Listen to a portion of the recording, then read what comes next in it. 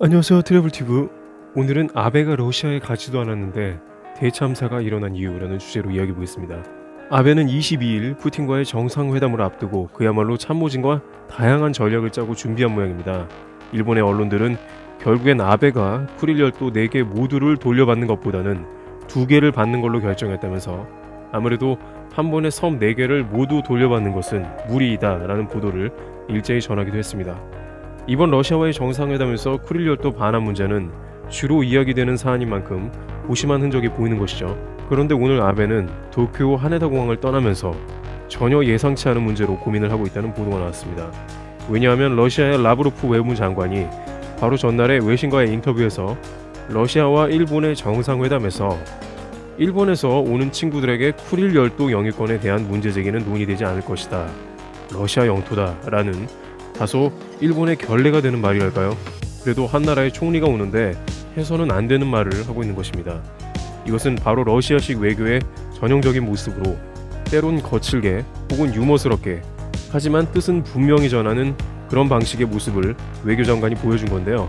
예전에는 푸틴이 직접 일본에서 받은 개를 데리고 나와서 일본에서 온 외교 일행에게 한참 크게 짖는 모습을 보이는 푸틴식 외교를 보여준 것이 그 예입니다.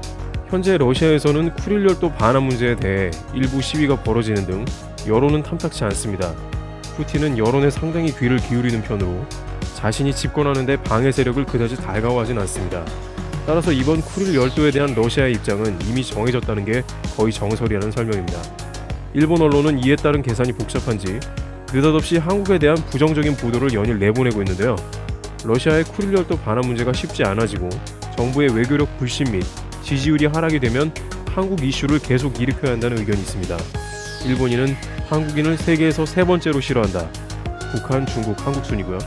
초계기 사건에서 광개토대함이라는 이름은 한국의 반일 정서 DNA를 나타내고 있다는 식으로 쿠릴 열도 반환 실패 이후에 한국으로 방향을 돌려서 강제징용 및 독도 문제를 일으킬 공산이 큽니다.